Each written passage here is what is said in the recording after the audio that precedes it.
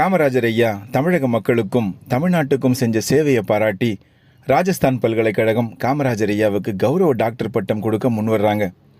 இந்த செய்தியை காமராஜர்கிட்ட தெரிவிக்கிறாங்க.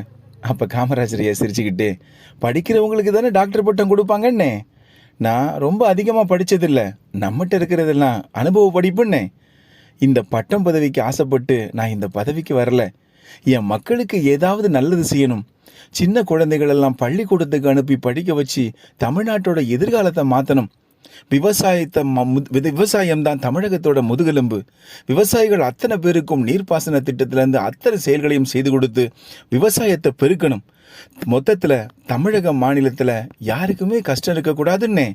அதுக்காக தான் நான் முதலமைச்சர் பதவிக்கு வந்தேனே தவிர இந்த கௌரவ டாக்டர் பட்டத்துக்கெல்லாம் இல்லைன்னே அப்படின்னு சொல்லி அந்த பட்டத்தை நிராகரித்தாங்க காமராஜர் ஐயா.